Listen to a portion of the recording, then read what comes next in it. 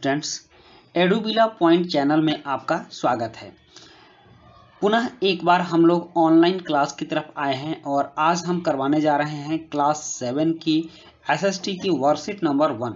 बच्चों, इस चैनल पर आपके सारे वर्कशीट समय से पहले अवेलेबल रहेंगे, इसलिए आप हमारे साथ बने रहें और इस वीडियो को अपने दोस्तों के बीच भी ज़्यादा से ज़्यादा शेयर करें ताकि सबको इसका लाभ मिल सके। तो चलिए शुरू करते हैं आज की वर्कशीट। और आज की पहली वर्कशीट है एसएसटी की और ये है एसएसटी सामाजिक विज्ञान भूगोल वर्कशीट 1 और डेट है 5 अप्रैल 2021। आज से इसकी शुरुआत हो रही है और कक्षा है 7। आज की वर्कशीट में हम लोग पर्यावरण को पढ़ने जा रहे हैं। तो चलिए देखते हैं पर्यावरण में हमें क्या जानना है। लंबी छुट्टियों के बाद जब रवि स्कूल जा रहा था तब उसने देखा कि उसके स्कूल के निकट के खेल के मैदान में खुदाई हो गई थी। मतलब कि पहले जो मैदान हरा भरा था अब वहाँ कुछ गड्ढे खुद गए थे। वहीं एक मैदान उनके खेलने के लिए वहाँ पर था, मतलब कि एकमात्र वही मैदान था जो वहाँ खेल सकते थे। लेकिन छुट्टियों के बाद उनको दिखा कि वो मैदान भी समाप्त होता जा रहा है, उसमें खुदाई हो रही है। लोगों ने बताया कि वहाँ अनेक घरों वाली एक बड़ी इमारत बनेगी, मतलब कि वहाँ पर बहुत बड़ी कोई बिल्डिंग बनने वाली थी। जब रवि को समझ में आया कि मुलायम घास, गेंदे के फूल और तितलियों वाला विशाल मैदान अब हमेशा के लिए नष्ट हो चुका है तो उसकी आंखों से आंसू छलकने लगे। उसने यह बात अपने सहपाठियों को बताई। सुबह की सभा में प्रधानाचार्य ने भी बहुत उदासी से कहा, देखो कैसे हमारा पर्यावरण बदल रहा है। मतलब कि जो वहाँ के प्रिंसिपल थे उन्होंने भी बहुत उदास होकर के कहा कि देखो हमारा पर्यावरण कैसे बदल रहा है और अब हमें इसका नुकसान भुगतना पड़ेगा। कक्षा में पहुंचकर रवि ने अपने शिक्षक से पूछा, पर्यावरण क्या है?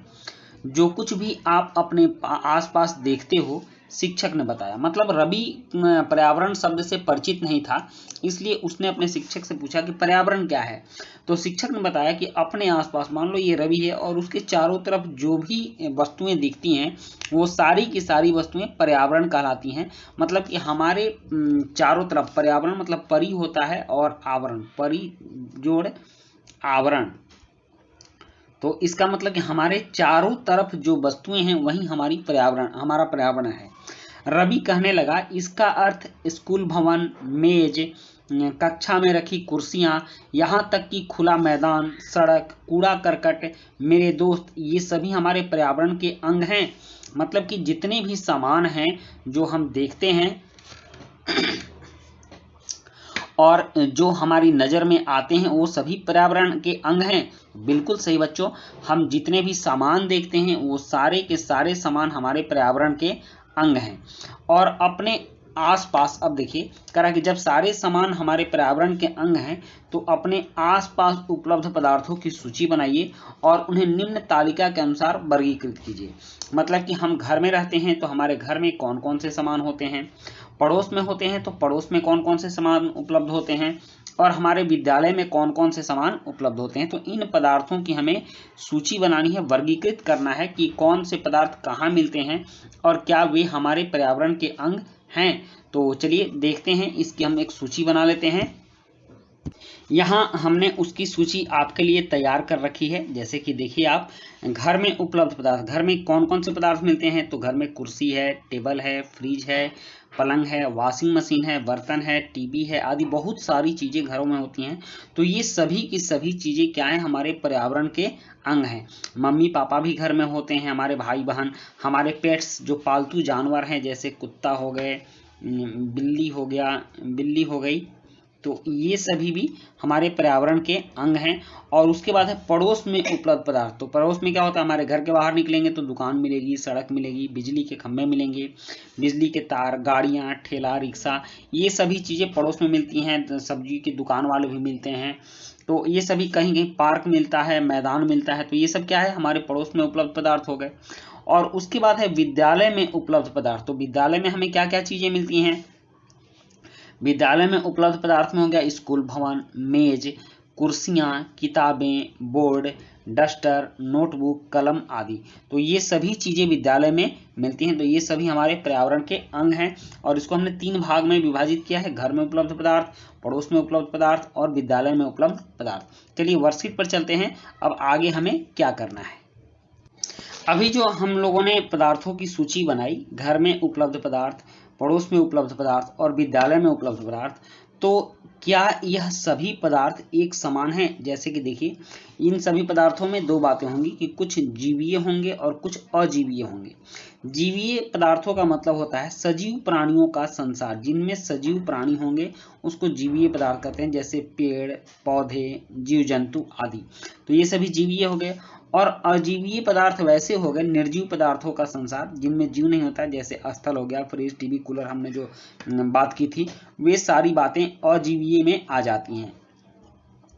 अब नीचे दी गई वर्ग पहेली में कुछ पदार्थों के नाम दिए गए हैं, उनकी पहचान करके नीचे दी गई तालिका में जैव पदार्थ एवं अजैव पदार्थ में लिखिए कि इसमें कौन कौन से जैव पदार्थ हो सकते हैं और कौन कौन से अजैव पदार्थ हो सकते हैं। तो यहाँ ये पूरी तालिका दी गई है और इस तालिका के लिए भी हम लोग जैव पदार्थ और अजैव पदार्थ की अलग अलग सूची बनाएंगे। लेकिन इससे पहले हम यहाँ देख लेते हैं कि नीचे क्या दिया गया है।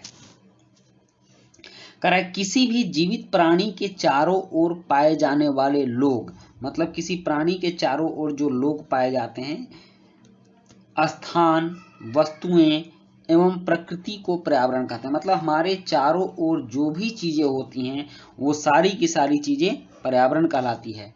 यह प्राकृतिक एवं मानवीय निर्मित परिघटनाओं का मिश्रण है। मतलब कि प्रकृति की घटनाएं और मानव की घटनाओं को मिला करके पर्यावरण बनता है। प्राकृतिक पर्यावरण में पृथ्वी पर पाई जाने वाली जीवीय एवं अजीवीय दोनों परिस्थितियां सम्मिलित हैं।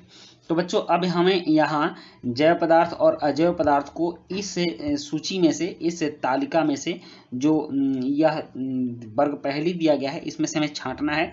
तो चलिए देखते हैं कि इसमें से कौन कौन से जैव पदार्थ और अजैव पदार्थ निकलकर सामने आते हैं।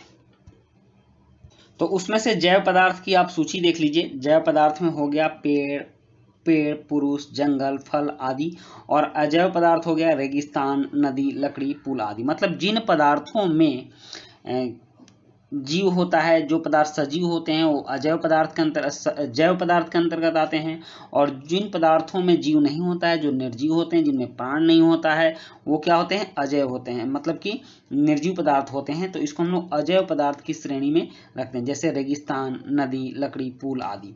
तो बच्चों, इसी के साथ ये आपकी वर्कशीट कंप्लीट होती है। आप कोरोना दोबारा लौट आया है, इसलिए आप दूसरों से सामाजिक दूरी बना कर रहें, मास्क का प्रयोग अवश्य करें और हमारे साथ बने रहें, ताकि पूरे साल आपको ऑनलाइन पढ़ाई की कोई दिक्कत नहीं होगी। आपके इस चैनल पर सारे सब्जेक्ट की पढ़ाई आने वाली है, इसलिए आप हमारे चैनल को सब्सक्राइब करें, लाइक करें और अपने दोस्तों के बीच शेयर भी करें। और वीडियो अच्छी लगे तो कुछ कॉमेंट भी करें। तो मिलते हैं नेक्स्ट वीडियो में। Thank you.